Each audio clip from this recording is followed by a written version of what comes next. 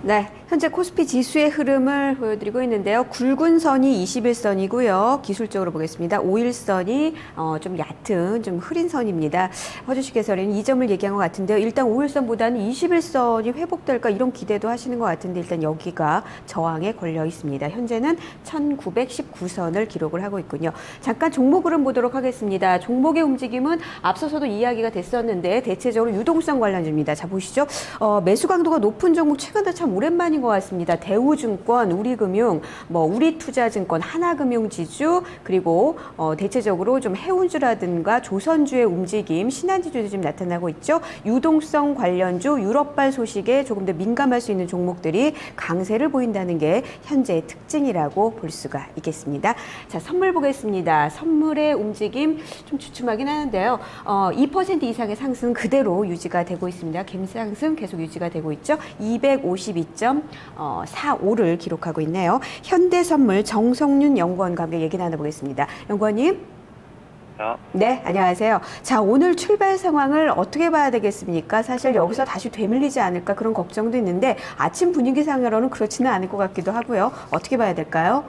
예, 오늘 코스피 9월물 선물은 전일 대비 5.4포인트 오른 251.65포인트로 상승 출발했습니다.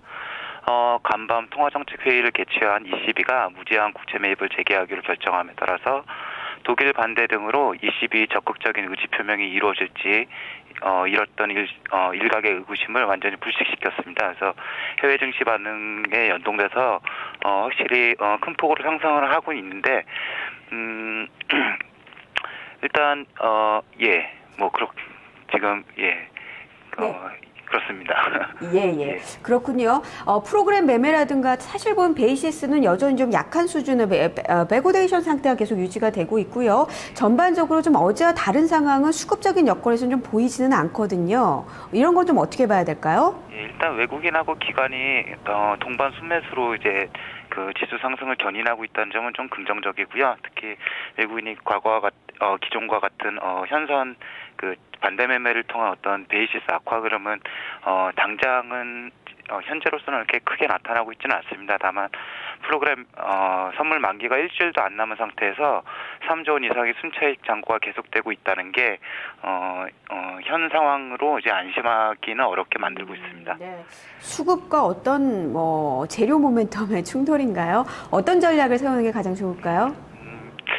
일단 ECB 호재가 롱 베팅을 유효하기는 하지만 장 초반 급등에 대한 가격 부담이나 그 불태화 정책을 병행한다는 점 이런 거에 대한 재평가 가능성 그리고 불확실성의 바통이 사실상 독일 헌재 판결로 넘겨졌다는 점에서 또 내일 밤 발표된 미국 고용 지표가 오히려 지나치게 좋은 결과를 나타낼 경우에는 QE3 기대감이 반감될 수 있다는 점에서 장중 상승폭 축소 가능성도 충분하다고 생각을 합니다. 따라서 우선은 레인지를 좀 다소 넓게 잡은 양매도 전략을 통해서 리스크 관리 필요성이 좀 있는 듯합니다. 네, 알겠습니다. 말씀 잘 들었습니다. 예, 감사합니다. 고맙습니다. 현대선물 정성윤 연구원이었습니다. 불태화 정책 참 많이 나오죠. 앞으로 향후에 어떤 영향을 미칠지 아직까지는 좀 여러 가지 이야기 나오고 있지만 시장에서는 유동성 확대 정책을 좀 많이 예상을 하고 있었는데요. 이번 22 정책도 그렇고 양적 완화, 미국 쪽에서 나올 부분도 그렇고 상당히 이 부분에서는 아직까지 의문점을 양적 완화가 확대가 될 것인가 이 점은 좀 많이 아직은 얘기를 하고 있습니다. 자, 이런 점도 주목을 하자는 얘기였네요. 자, 이번에는요.